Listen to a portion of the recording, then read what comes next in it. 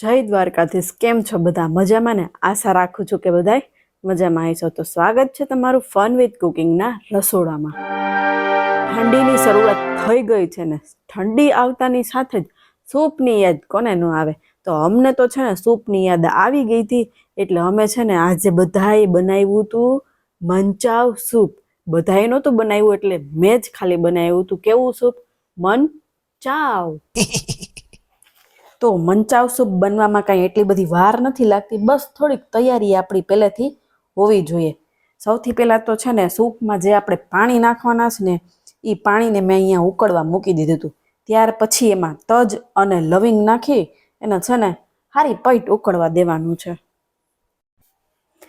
હવે આપણું પાણી બીચાડું છે ને ઉકળીને અડધું થાય ને ત્યાં સુધી આપણે બીજી બાજુ 2 ચમચી જેટલું બટર લેવાનું છે. અને બટર સેજ ઓગળી જાય ને પછી એમાં આપણે લસણની ઝીણી કટકી નાખવાની છે. કેવી? ઝીણી કટકી. અને એ નખાઈ જાય ને પછી આપણે એમાં નાખશું ખમણેલું આદું. અને આને આપણે 1-2 મિનિટ સુધી હલાવશું. 1-2 મિનિટ જેટલું થઈ ગયું છે. હવે એમાં આપણે ઝીણું સુધારેલું ગાજર નાખવાનું છે. એ પણ આપણે ઝીણું કટિંગ કરેલું છે. અને આને પણ 1-2 મિનિટ સુધી હલાવી નાખશું. અને ત્યાર પછી ઝીણી સુધારેલી કોબી, અને આને પણ 1-2 મિનિટ સુધી હલાવી અને ત્યાર પછી આપણે નાખશું લીલી ડુંગળી. અહીંયા લીલી ડુંગળીના પાંદડા હું નથી નાખતી, અત્યારે ખાલી લીલી ડુંગળી જ નાખું છું. બધી વસ્તુ આપણે એક કરીને નાખશું. બધી વસ્તુ આપણે એકયારે નથી નાખવાની. આ બધી વસ્તુને પણ 1-2 મિનિટ સુધી હલાવી ને હવે આપણે નાખશું એમાં લીલી ડુંગળીના પાંદડા અને કેપ્સિકમ. હવે આ બધી વસ્તુને આપણે 2 થી 3 મિનિટ હલાવશું. અને આ બધી વસ્તુને આપણે બહુ ચડવા નથી દેવાની, નોર્મલ જ ખાલી ચડવા દેવાની છે. હવે બધા શાકભાજી આપણા કાચા પાકા જેવા ચડી ગયા છે. એટલે આપણે હવે એમાં નાખશું chilli sauce, green chilli sauce, soya sauce. Soya sauce normal હોય તો ચાલે. જો તમારી આગળ ડાર્ક સોયા સોસ હોય તો એ જ નાખવાનો છે. આ બધી વસ્તુ નાખી અને આપણે આને હલાવી લેશું. આ બધું નાખી દીધા પછી એમાં આપણે 2 ચમચી જેટલો ટમેટા સોસ નાખવાના છીએ. તમારે નાખવો હોય તો ભલે અને ના નાખવો હોય તોય ભલે. મારે તો નાખવો હતો એટલે મેં અહીંયા ટમેટાનો સોસ 2 ચમચી જેટલો નાખ્યો છે. ત્યાર પછી એમાં આપણે નાખશું તીખાની ભૂકી અને સ્વાદ પ્રમાણે મીઠું. આ બધી વસ્તુ નાખી અને પાછું છે ને 2 થી 3 મિનિટ સુધી હલાવી લેવાનું છે.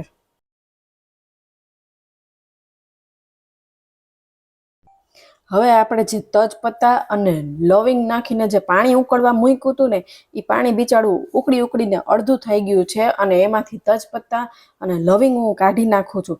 પણ તમને ખબર, જ્યારે હું કાઢતી હતી ને ત્યારે એ બિચારા બે રોવા માંડ્યા હતા. એને સૂપ ભેગું આવું હતું. પણ મેં કીધું તમે સૂપ ભેગા આવશો ને તો અમારા છોકરાના મોઢામાં આવશો ને તો અમારા છોકરાના મોઢા છે ને બગડી જાય. એટલે મેં કીધું તમે રહેવા દો ને, પછી ક્યારેક તમને ભેગા લઈ લઈશ.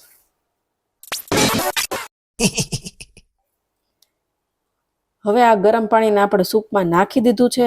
અને સૂપમાં છે ને હાઈ પેટ આપણે બુડબુડિયા બોલવા દેવું.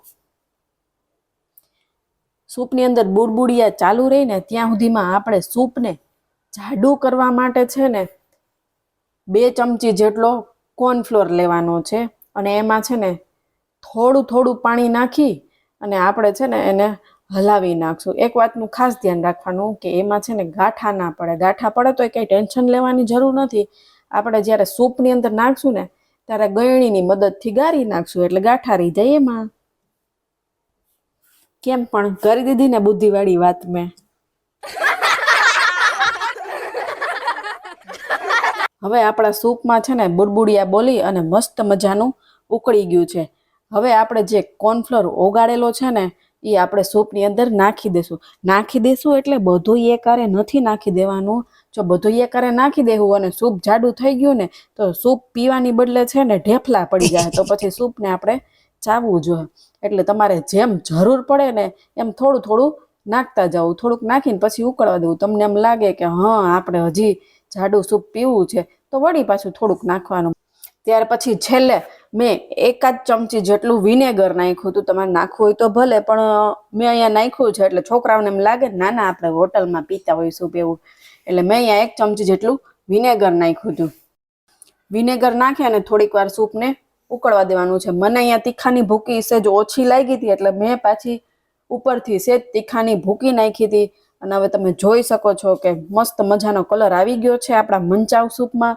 અને છેલ્લે આપણે એમાં ઝીણી સુધારેલી ડુંગળીના પાંદડા નાખી દેશું, એનો સ્વાદ મસ્ત આવે છે. અને લાસ્ટમાં રસોઈની રાણી એટલે કે ધાણાભાજી તો હોય જ આપણે, ને ધાણાભાજી આપણે નાખી દઈએ તો તૈયાર છે આપણું મંચાવ સૂપ. હવે તમે કહો હોટલમાં તો ઉપર કંઈક આમાં સૂપમાં કંઈક નાખીને આપે છે નૂડલ્સ જેવું, હા રૂકો જરા સબ્ર કરો, આપણે બનાવવાના છીએ હજી. તો અહીંયા મેં છે ને નૂડલ્સને પહેલેથી જ બાફી લીધા હતા. બાફવામાં કંઈ મોટી વાત નથી. ગરમ પાણી થઈ જાય એટલે એમાં મીઠું અને આવતું જાતું તેલ નાખી અને નૂડલ્સને આપણે બાફી લેવાના છે. નૂડલ્સ બફાઈ જાય એટલે આપણે નૂડલ્સને ઠંડા કરવા મૂકી દીધા હતા. અને ઠંડા થઈ જાય એટલે એની ઉપર છે ને મસ્ત મજાનો કોર્નફ્લોર છાંટી દેવાનો છે. એ કોર્નફ્લોર છાંટવાના છે ને એક નૂડલ્સ બાકી ન રહેવું જોઈએ. બધાને છે ને કોર્નફ્લોરથી છાંટી અને રૂપાળો તો છે જ નૂડલ્સ, પણ તોય એને છે ને આપણે વધારે પડતા રૂપાળા કરી દેવાના છે. ગુલાબના ગોટા જેવા ને 1/2 કિલો પાવડર નાખી અને મસ્ત મજાના રૂપાળા કરી નાખવાના છે.